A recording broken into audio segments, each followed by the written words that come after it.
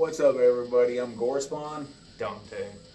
and we're here representing Our Opinion Sucks. Now, Our Opinion Sucks is pretty simple. We're just going to sit here, shoot the shit, give you our opinions on what's coming out, music wise, and everything else on top of that. It's going to seem kind of choppy, haphazardly, but whatever. And it might not be your opinion, but it's our opinion, and it may suck to you, and your opinion may suck to us, but that's how it goes. And like they say, opinions are like assholes. Everyone's got one. I've got two. So, we're going to get right into it. If you can hear the music in the background that we're listening to right now, this is from No One Gets Out Alive.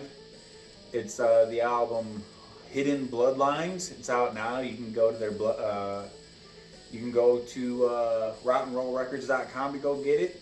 It's also on Rock and Roll Records Bandcamp. Pretty sure you can go to No One Gets Out Alive Bandcamp or their Facebook page. Check them out. They're also all over YouTube.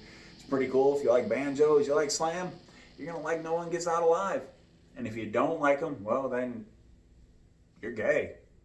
And your opinion sucks. Yeah, your opinion sucks. So we're going to dive right into the first episode here. By the way, thank you for watching our first episode. We're just trying this out. We're going to keep it going, whether you like us to do it or not. We're going to keep doing it because we want to.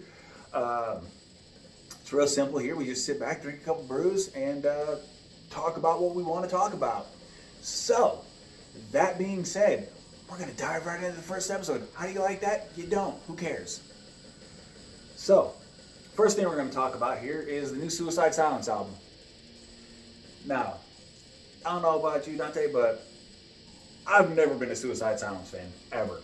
No, Mitch Lucker was trash. Rest in peace, by the way. Do feel for that. But I've never been a fan of them. I remember my old days doing live vocals for Intracranial Butchery. We kind of started a self-initiated war with Suicide Silence, which obviously never picked up because nobody gave a shit about us, except the fans, which we love you. And Suicide Silence just wasn't our thing. But they came out with that song Two Steps, and with the new vocalist and everything, it, in my opinion, it really changed their style, and they came out with something heavier than fuck. I mean, that opening riff makes me want to, I don't know, kill people or suck start a 12 gauge, one or the other, man. It's just insanely heavy. Yeah, it's definitely different. The new vocalist still does that whiny shit, which is gay. But By whiny, you mean the high pitch? that screamo shit. But he hits the lows a whole lot better than Mitch. Again, if you like Mitch, that's your opinion. But this new album is next level for their style. Obviously, their style is a little more progressive deathcore, but I mean, check it out. Just came out yesterday, actually. So if you ain't got it yet, fucking get it. No, it's on Spotify. It's how we've listened to it. Well, like I said, I've never been a fan of the high-pitched deathcore. I've always liked the actual music itself, the style of music they're playing. It's brutal, it's heavy, it's slammy.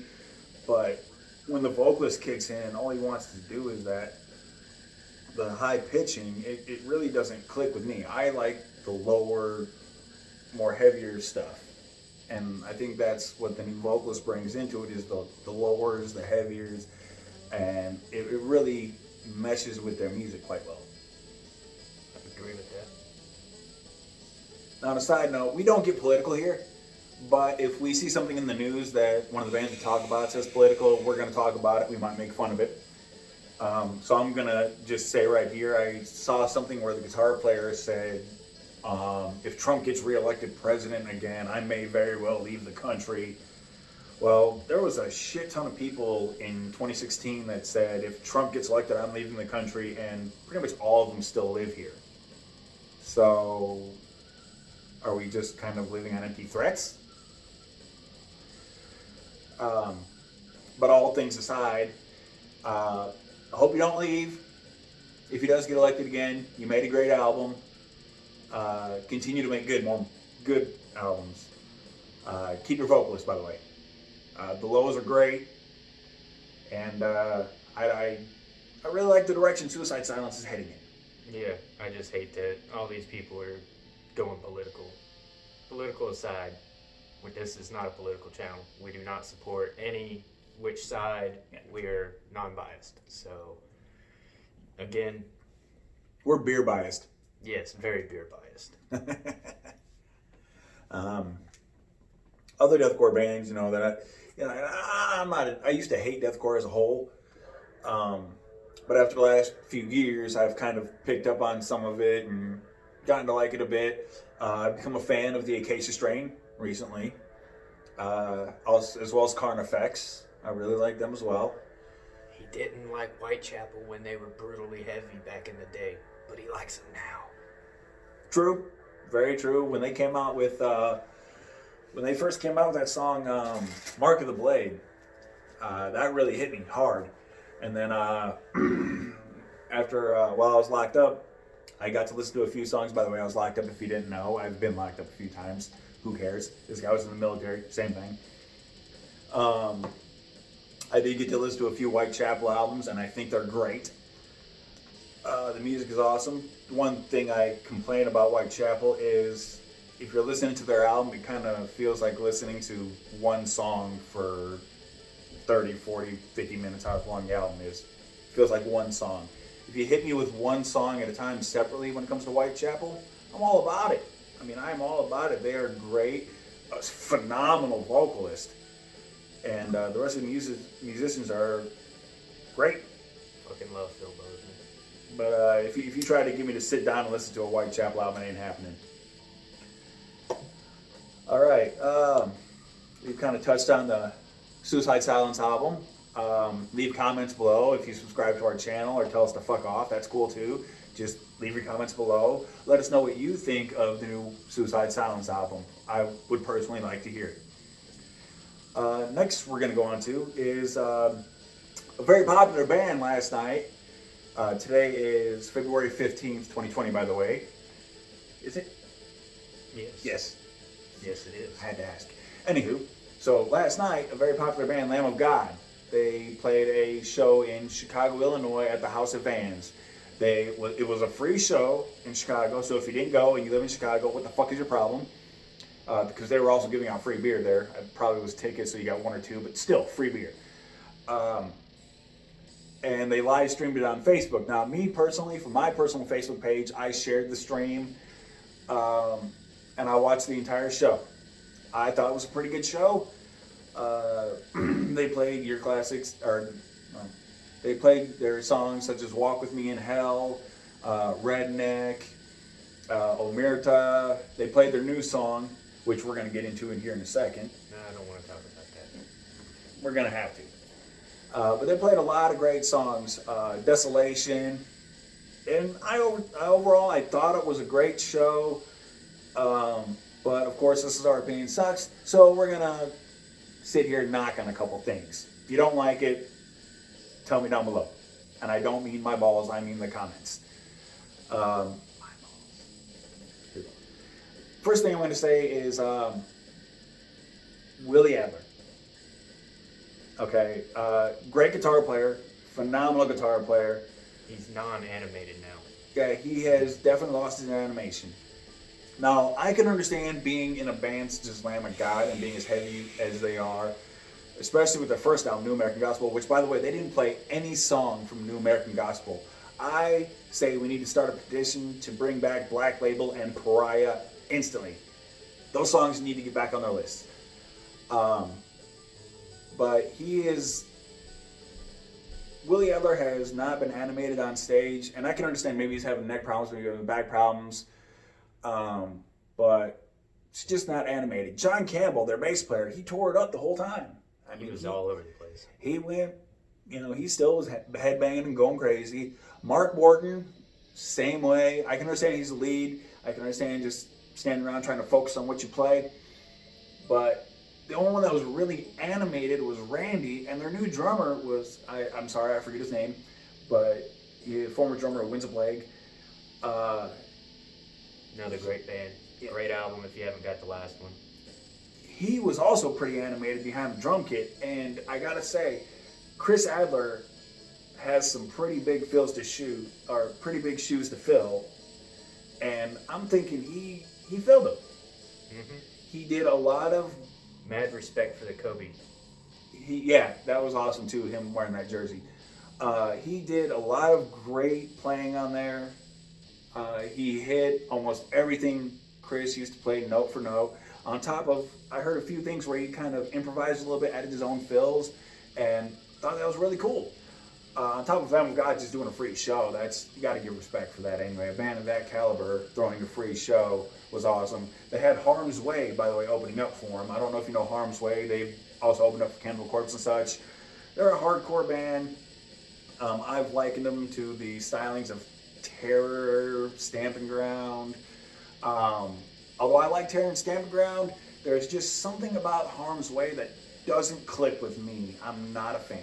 And we're going to stop right there for a quick opinion. New Hatebreed sucks. New Hatebreed. Okay, we didn't have that down. I will go with that. The New Hatebreed, I actually listened to it as soon as it dropped. Because I work third shifts. Well, I'm going to be working third shift. You will be. So I'm kind of trying to get myself used to that schedule. And so I was awake when they dropped it.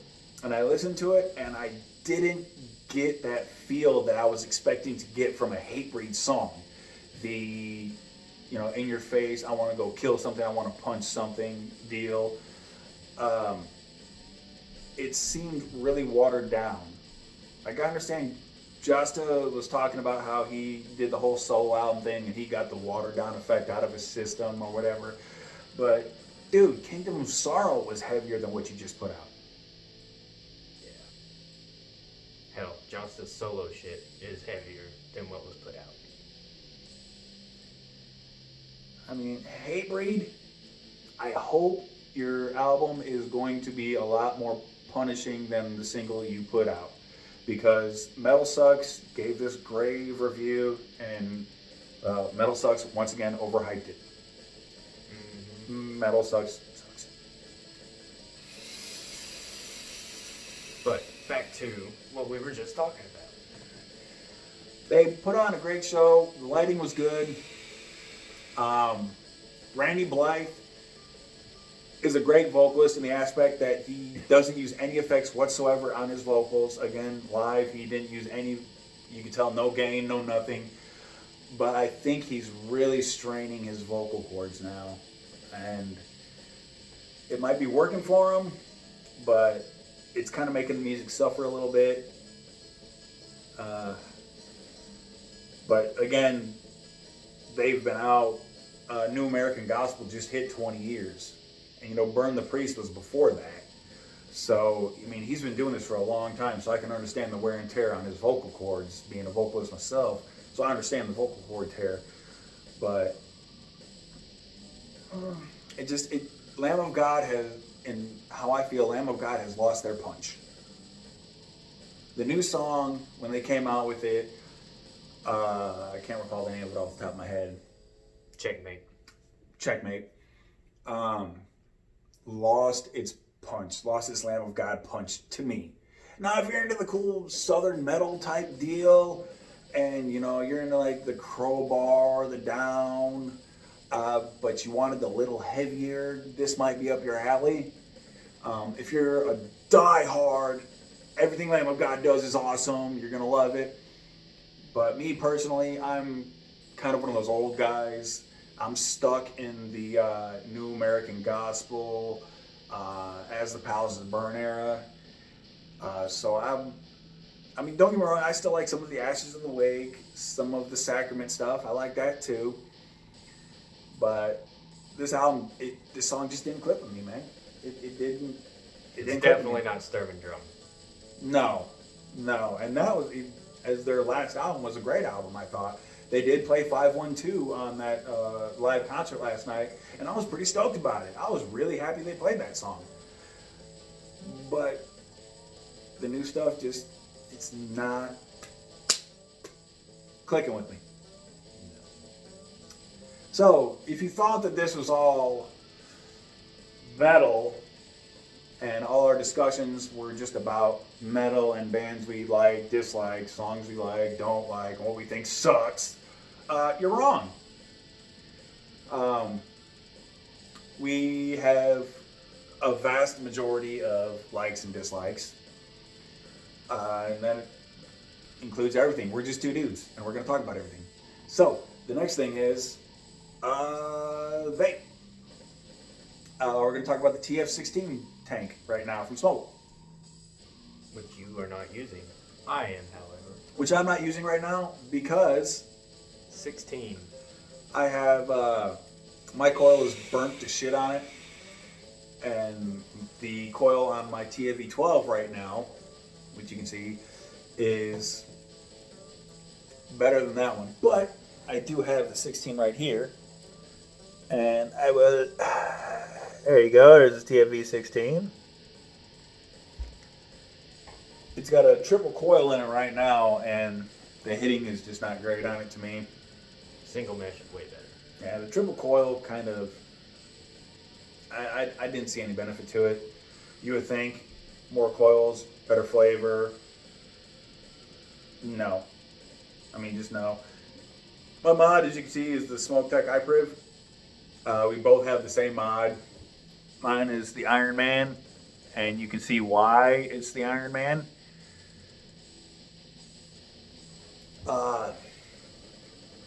And it's adjustable. It goes up to what, 260, something like that. With the update, I think you can go up to 260.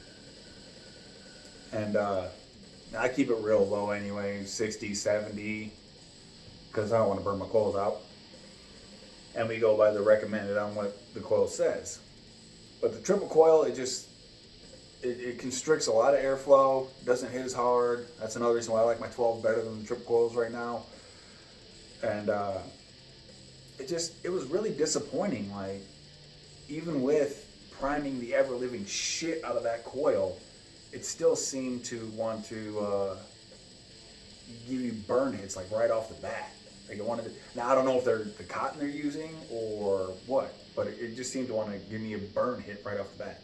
Man, it definitely doesn't last as long as how the 8 or the original 12, because that one's the Prince. That's not the 12.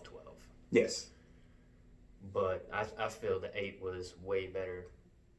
Well, the 8 was good with the 4, and then the 12 was really good with the 7 mesh.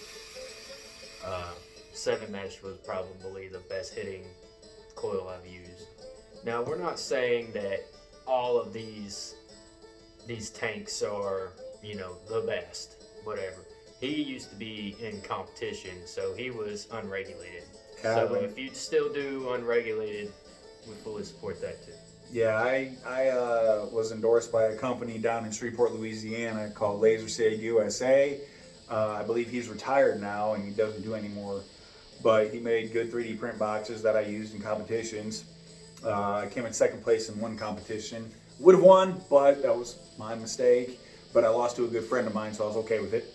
But even then, I used the Buddha V2, and that RDA has a lot of hits. I enjoy making my own coils. Maybe one day I'll post videos of coil making when I start getting back into that and start having a setup for that. But I used cotton bacon back then, and cotton bacon was phenomenal. It wicked amazing. It held the juice great, and it was pretty tough to, burn. These, whatever cotton they're using in the 16 triple coil mesh, it almost seems like even if you're rated at 70, if you were to 71 by mistake or whatever, it's gonna burn. You're gonna get a crap hit. And I'm not a fan of the triple coil. Single coil, the single mesh is fantastic, but the triples, that's dead. That's just dead. I wasn't into the coil making. By the way, I'm blowing down in a way because if I blow towards you, then it's going to fog up the whole video and we're going to look even dumber than what we already do. So, by the way, I'm rocking a Mortician shirt. Got to give love to those fucking pioneers. They make great music. Check them out. What kind of gay ass shirt are you wearing today? I'm wearing the gayest of gays, fit for an autopsy. Fucking brutal. If you haven't seen their show with Rivers of Nile, fan-fucking-tastic. Fit for an Autopsy is on tour, by the way. So if you catch this video in time, check them out. What's next on the list? Ooh, I am very excited to talk about this next topic. We also play games. And upcoming soon here is one of my all-time favorites, Doom. Doom has a new game coming out March 20th of this year, 2020. 2 more weeks. I have spent a lot of time watching gameplays, trailers, and what this new Doom is going to be like. And I am I'm just beyond impressed with it. I got out and I was able to play the new Doom 2016. Yeah, 2016 Doom. I was able to play that on the Xbox One. And boy, howdy. That is, yes, I said boy, howdy. Got a problem with it? Comment. And it was fantastic. I mean, I played it. Yes, I beat it on the easy level because it had been years since I'd played a game. And I beat it on the easy level. And now I'm in the process of playing it on the more difficult level. But I mean, it lived up to everything you would expect as a Doom player from the Windows 95 Doom till now, especially the old Doom 3. It lived up to expectations and then some. Public service announcement as well. Boom, boom. New Final Fantasy VII remake. Jump on that shit. If you haven't seen the opening movie for that, get on YouTube and check it out. Bar none, best looking Final Fantasy ever. Huge RPG nerd here. Played every Final Fantasy from 1 to now. Well, except the MMOs. I wasn't a big fan of those. But if you like those, more power to you. I'm not paying for it. I got stuck on the first Final Fantasy. After I got my Chocobo on the first Final Fantasy on Game Boy, I had the Chocobo, and I ran all around the whole goddamn map, and I never knew what to fucking do after that. So I quit playing. I haven't played it since. 7. April 10th. Get it. But the new Doom looks really cool. As in, you have your, what are the skeleton rocket launchers? What are they called? Oh, the big bastards that shoot skulls at you? No. Those are the flying Keiko demons. The flying skeleton. The skeletons that have the jetpacks. I don't remember. Well, you got the skeletons that have the jetpacks on them. They have these 2 huge rocket launchers on their shoulders. And, well, even with the guys that shoot the rockets out of their hands, the difference between all the other Dooms and this Doom is now you can actually shoot those weapons off of them. So if you target those weapons on them, you can shoot them off, making them useless. I think that's pretty goddamn cool. Because really, when you got this big, giant, slow bastard shooting fucking acid balls or rockets out of his hands at you, and you can shoot those off if you can't kill him, or if you're in some kind of whatever final level type deal where you have a shitload of demons coming at you and you just can't focus on this one guy, you can shoot his hands off and that renders his hands useless and he can't shoot rockets at you. I think that's pretty fucking awesome. Yeah, the utility in this game is very functional. The only thing that's a little weird, and they did it in the 2016 one, but they're revamping it in this one, is in order to get shield and ammo to include health. In order to get, ammo or whatever, you've got to use chainsaw. If you want to get shield, you got to do some kind of like fire thing, or yeah, you got to use your fire to get the shield.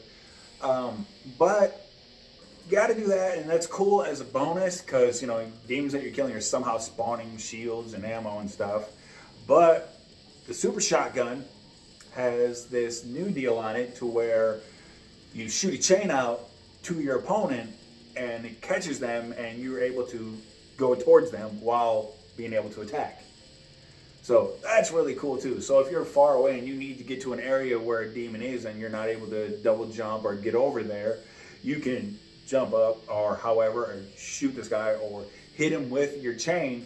It'll take it to him, you can kill him, and now you're where he was, but he's not. The one thing I'm sure that's going to piss me off in this game though, because in the 2016 Doom, the double jump levels just aggravated the piss out of me. They did. I think the new levels where you're going to have to jump from wall to wall, because you can jump from wall to wall and climb onto walls. I think that's going to annoy the hell out of me. Yeah, it's going to be very interesting to say the least. I think that's especially when there's hordes of fucking demons just shooting their load all over you. Or even just like simple, tasks where you have to jump from this wall to this wall to this wall to this wall to get to your objective. I think that's going to be aggravating as fuck. But on top of that, you do get to use one of those skeleton guys to get you the super shotgun. So you get to possess a demon in this game and utilize him to kill other demons to get you the super shotgun. That's fucking cool. Yeah.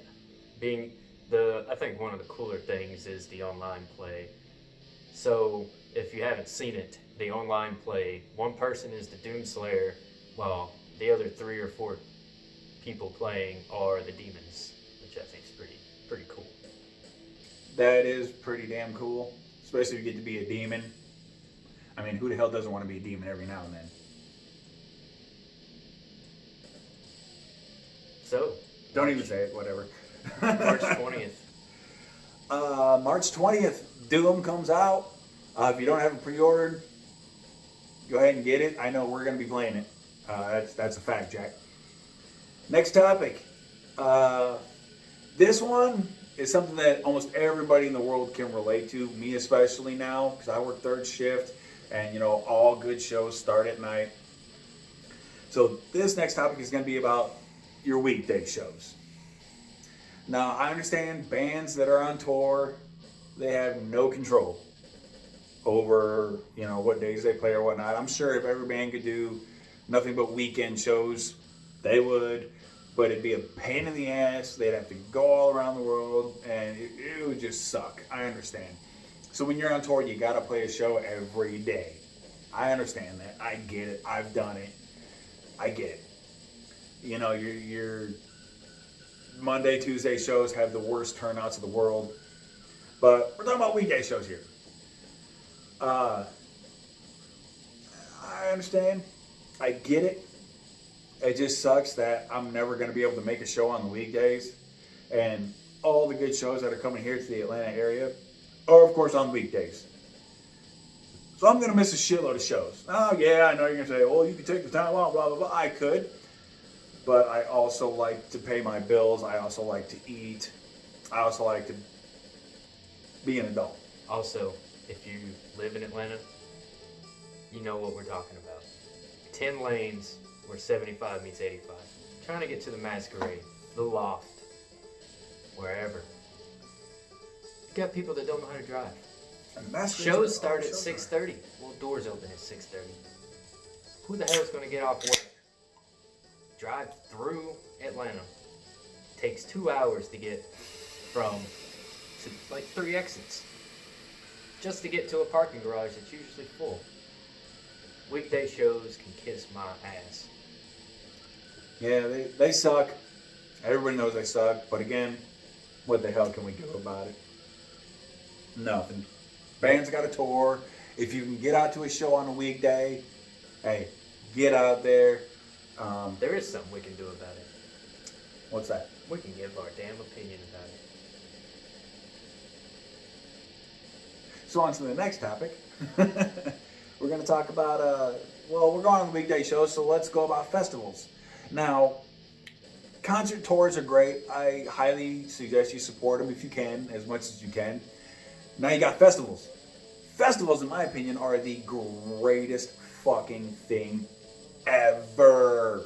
Now, starting back in 2007, I went to my first festival, which is Central Illinois Metal Fest. Matt Bishop threw an amazing festival. If you don't know who Matt Bishop is, he was the original vocalist of Lividity. Went on to do, who did he do after Lividity? It was He went on to do Human Artifacts after Lividity. I think he's doing Sarcophagi now, and he's doing something else now. But Matt Bishop has done a lot of things. Also Hideous. He did Hideous with Terry Butler and Greg Gall, which If those names sound familiar, they should. They were the original drummer bass player of 6 Feet Under. Terry Butler has also done a lot of things, is like Massacre. He's currently in Obituary. But Hideous did something great. Go ahead and check them all out. But Matt Bishop is from Illinois, and he used to throw a festival called Central Illinois Metal Fest. And that was by far the best underground death metal festival you could be for at the time, next to Milwaukee Metal Fest. I never went to a Milwaukee Metal Fest, but I went to 4 CIMs, and they were just fantastic. I mean, absolutely fantastic. Well, Matt Bishop got out of the game, and that's understandable. You know, he's trying to do his own thing, play the music, do the family thing, just kind of live a life outside the festival, because the festivals are a lot of stress. So anybody who throws a festival or has anything to do with a festival, I give you a lot of fucking props, man. That is stressful. It is tough work. I've assisted some people on building their festivals or helping their festivals while it was going on, and that puts a lot of stress on somebody. So if you're doing it and you're helping it, keep it up. But now there's a new tyrant in Illinois that controls the festivals. His name is Miguel Goregrinder Medina. Now, if you don't know this fella, I suggest you do. He was originally in a band called Asphyxiator. Back in my time with Intracranial Butchery, he booked a show here and there, and he brought a lot of great bands around. I played a couple of his birthday fests, and I consider him a personal friend of mine. He's a great dude, a great guy. But he does this thing now called Chicago Domination Fest. Now, Chicago Domination Fest just does just that. It fucking dominates. Okay, I've been to one of them already, and there's, I think this year is 7, and if not, it's 6 or 7. I'm gonna look stupid either way, so take it as you will. And the one I went to, I mean, goddamn, he had Kill Everything headlining the second day when Kill Everything first came out. I mean, Miguel is putting out some of the best bands out there in the underground death metal scene to date. He's bringing out the ones you know and the ones you don't know. The festival's a great time. Everybody there is friends with everybody. And this year he brought back somebody that just blows me away. That was your mom. She says hi. Hi. I'm your new dad, by the way.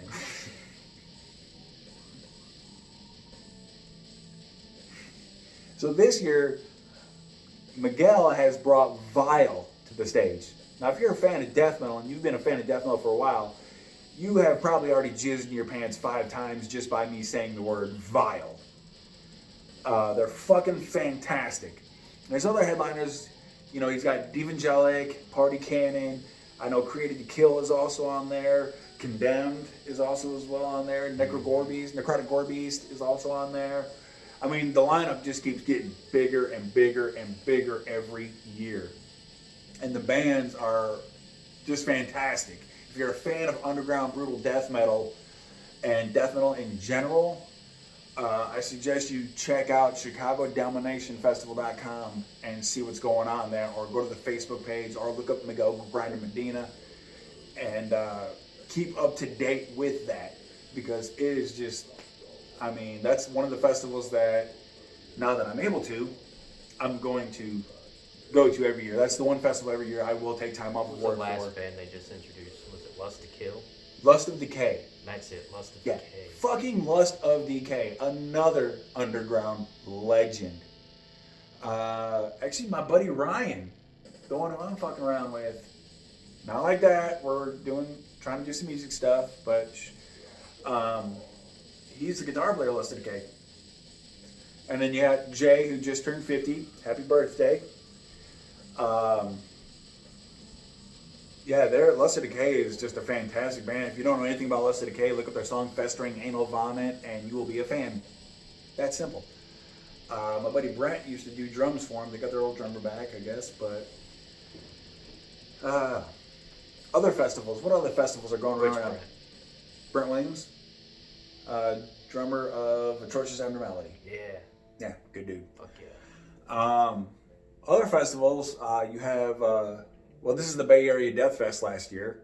Never been to one, but I've always seen the lineup, and it's always looked fantastic. I've regretted not making it, and I probably won't make the last one either. It sucks. But if you're out in the San Francisco area and you're able to make the Bay Area Death Fest, or able to fly out there and you got a little cash, go. I've known a lot of people that have went to that festival. It's worth it. Last festival I want to talk about, well, that I want to talk about, is the FTA Fest in Illinois. Full Terror Assault. Mm-hmm. That's been going on for a few years. I bought tickets to it one year, but a lot of shit happened. I wasn't able to make it. And if you don't know, it's put on by Joey B. Yeah, we need to put on a new thing. I am on it. He's the, I don't know if he wants people to know this or not, but we kind of put things out there anyway. He is the vocalist of Waco Jesus. And he has put on a fantastic open air festival. He puts it in the campgrounds of Illinois every year. And he's brought a lot of great bands. It's not just your massive, major, well-known underground death metal bands. He's got a lot of thrash, hardcore band, or hardcore thrash bands. A lot of metal bands. Cardiac Arrest has played there a few. Dying Fetus has also played there. Kick-ass live. Love them. I mean, you could go back and look at the Full Terror Assault lineup and just see a ton of bands. You'll be like, oh my God, these guys played there? Holy hell. Full Terror Assault's a great festival. It's camping, 3-day festival from sun up to sunrise. And the thing about Full Terror Assault is it's not just about the bands that are playing. It's about the camaraderie. It's about people getting together and becoming a family, which is what the metal scene is. It's a giant family. And places like FTA are able to help people get together from across the country, across the nation, across the world, and be family with each other. Mm-hmm. We all have a lot of likes, so why not keep it going? In case you're wondering who that is in the background, if you haven't heard the band Spike, you need to check them out. I saw them when I went and saw Shadow of Intent for the first time with Carnifex. This band is live as fuck. The lead singer is brutal. This is their new album. Check it out. So for FTA, plus you got camping. So you camp out there, and you drive around golf cart. If a lot of you people are familiar with a little festival called Gathering of the Juggalos, imagine that, but less stupid drugs and less stupid people.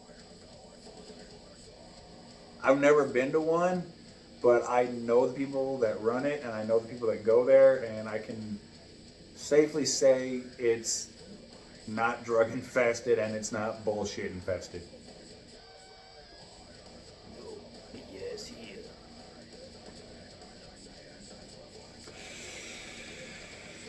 So, we've gone for quite a bit right now, for 38 minutes. We're going to cut it short here pretty soon. So the last thing we're going to talk about here, food. Who the fuck doesn't love food? You love food, don't you? I don't right now. He doesn't. But if you don't like food, fuck you. Let me explain. Yes. Why don't you tell our audience why you don't love food right now? Because that is the topic that we're going to discuss. And I've had a taste of why he doesn't like it. So, Dante? So if you're around the Atlanta area, northern Atlanta area, check out a place called Mule Camp. Gainesville? Brutal place. Fucking awesome. They've got this burger called the Angel of Death. And since its creation, they have upped the ante. When I first had it, it just had jalapenos, habanero sauce. That was it.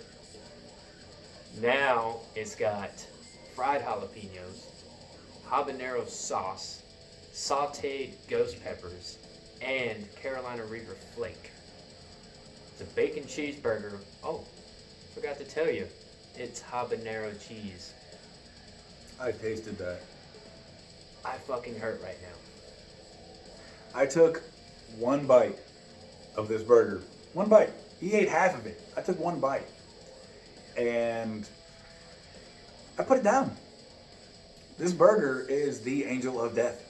And yes, it is named after Slayer. They also have a Slayer burger called the Ghost of War burger, which I would imagine is slightly less hot.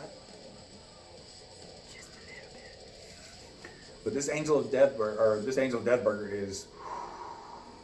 I took one bite and everything. I love hot stuff, spicy stuff. I'm just not used to it yet. And this burger set my scrot on fire. It is. It's not for the faint-hearted. No, if you don't like spicy stuff at all, like if Frank's Red Hot sauce makes you go, oh my god, I'm gonna shit fire in the morning, don't fucking drink this. Or don't eat this shit. Alright? Frank's is pussy compared to this stuff. This burger is the real deal. It's hot, but it's goddamn delicious. I've had it 3 times. 3.5. 3.5. I couldn't finish it today. I had one bite.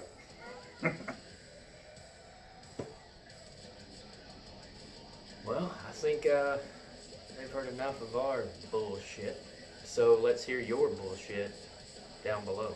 Yeah, let's hear your shit down below. Tell me things you want to hear us discuss. Doesn't matter what it is. It could be car parts. I don't give a damn, which I'm sure we're going to have an episode on soon because this guy right here knows a lot of car shit. NASCAR's coming up. We got the XFL. There's a whole lot of things out there that we could talk about and give our crappy opinions on and see if you like what's up. So leave comments below. Subscribe to our video. The videos are going to get better soon once I learn how to edit everything and put links on and all that fun shit. Until then, you're just going to have to look below and go from there. But until then, I want to say thank you for listening to us rant and rave for these past 45 minutes.